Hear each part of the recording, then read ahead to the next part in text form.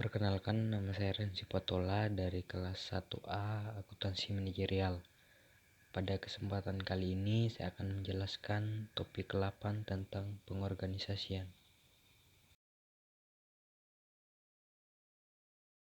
Pengertian organisasi. Organisasi berasal dari istilah Yunani ornom dan istilah lain organum yang dapat berarti alat, bagian, anggota badan. Beberapa penulis menemukan bahwa ada 3 ciri dari suatu organisasi, yaitu adanya sekelompok orang, antara hubungan dalam suatu kerjasama yang harmonis. Kerjasama didasarkan atas hak, kewajiban, atau tanggung jawab masing-masing orang untuk mencapai tujuan. Organisasi dapat didefinisikan sebagai berikut. Organisasi dalam arti badan adalah sekelompok orang yang bekerja sama untuk mencapai suatu atau beberapa tujuan tertentu. Organisasi dalam arti struktur adalah gambaran secara skematis tentang hubungan-hubungan kerjasama dan orang-orang yang terdapat dalam rangka usaha mencapai suatu tujuan.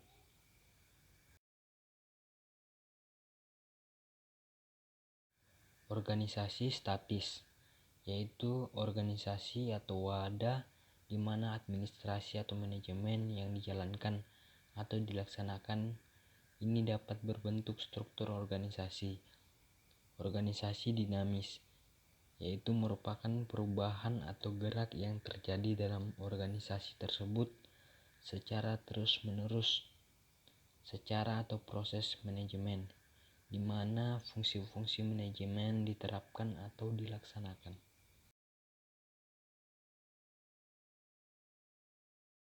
Organisasi dalam arti formal, yaitu merupakan sistem tugas, hubungan, wewenang, tanggung jawab, dan pertanggungjawaban yang dirancang oleh manajemen agar pekerjaan dapat dilakukan untuk mencapai tujuan.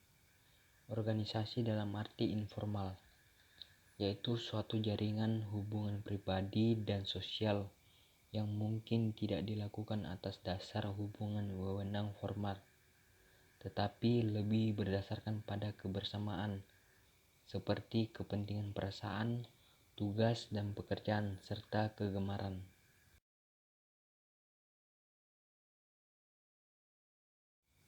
Bentuk-bentuk organisasi. Ada 4 bentuk-bentuk organisasi. Yang pertama, bentuk organisasi fungsional. Yang kedua, bentuk garis fungsional dan staf. Yang ketiga, bentuk organisasi garis. Dan yang terakhir, bentuk organisasi garis dan staf. Bentuk organisasi garis. Adapun ciri-cirinya, yang pertama, organisasi masih kecil. Yang kedua, jumlah karyawan sedikit. Yang ketiga, spesialis kerja belum begitu tinggi. Kebaikan bentuk organisasi garis. Yang pertama, kesatuan komando terjamin dengan baik karena pemimpin berada di atas satu tangan. Yang kedua, proses pengambilan keputusan berjalan dengan cepat karena jumlah orang yang diajak berkonsultasi masih sedikit atau tidak sama sekali. Yang ketiga, rasa solidaritas di antara karyawan umumnya tinggi karena saling mengenal. Keburukan bentuk organisasi garis. Seluruh organisasi tergantung kepada satu orang, sehingga kalau seorang itu tidak mampu, seluruh organisasi akan terancam kehancuran. Adanya kecenderungan pimpinan bertindak otoraktis dan kesempatan karyawan untuk berkembang terbatas.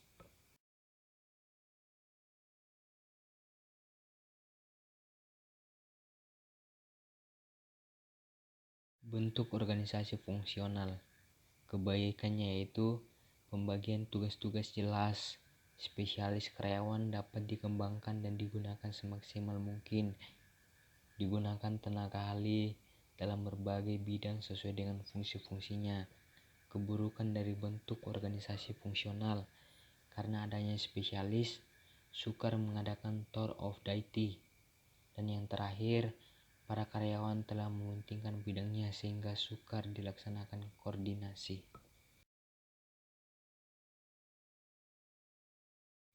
Bentuk organisasi garis dan staf. Adapun ciri-cirinya yang pertama, dianut oleh organisasi besar, daerah kerjanya luas, mempunyai bidang-bidang tugas yang beraneka ragam, jumlah karyawannya banyak, dan terdapat satu atau lebih tenaga staf.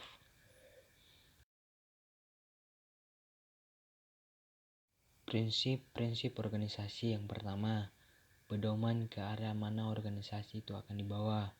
Yang kedua, landasan bagi organisasi yang bersangkutan. Yang ketiga, menentukan macam aktivitas yang akan dilakukan. Dan yang terakhir, menentukan program, prosedur, KSMI atau koordinasi, integrasi, simplikasi, sinkronisasi, dan yang terakhir mekanisasi.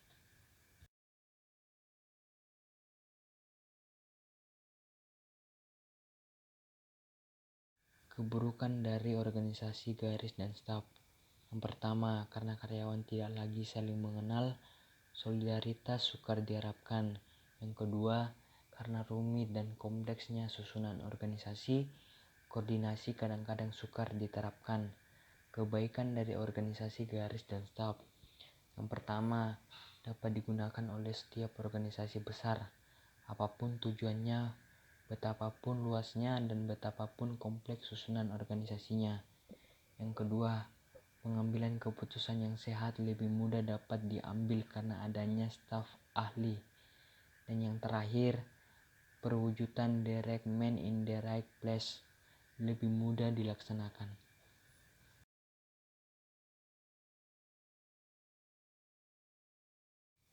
Pembagian kerja ada beberapa hal. Pembagian kerja atas dasar wilayah atau teritorial. Pembagian kerja atas dasar jenis benda yang diproduksikan. Pembagian kerja atas dasar langganan yang dilayani. Pembagian kerja atas dasar fungsi. Dan pembagian kerja atas dasar waktu. Delegasi kekuasaan. Proses delegasi harus mencakup 3 unsur, yaitu delegasi tugas, delegasi kekuasaan, dan adanya pertanggungjawaban. Kekuasaan yang didelegasi harus diberikan kepada orang yang tepat. Mendelegasi kepada seseorang harus dibarengi dengan pemberian motivasi. Dan pejabat yang mendelegasi kekuasaan harus membimbing dan mengawasi orang yang menerima delegasi wewenang.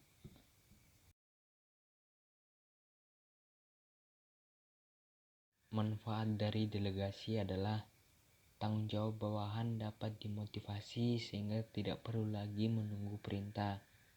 Manfaat lain yaitu merupakan salah satu cara mendidik bawahan dalam mengemban tugas dan rasa tanggung jawab yang lebih besar. Pemimpin dapat memusatkan perhatiannya pada pekerjaan. Putusan dapat diambil dengan cepat pada unit yang tepat.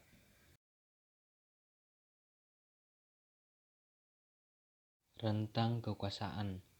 Faktor dalam menetapkan jumlah bawahan yang tepat yaitu jelas tidaknya wewenang dan tanggung jawab masing-masing orang dalam satu organisasi, jalinan hubungan kerja antar bawahan, kemampuan orang dalam suatu organisasi, corak pekerjaan, dan yang terakhir jarak dan waktu atau tempat pekerjaan dan lamanya pelaksanaan tugas.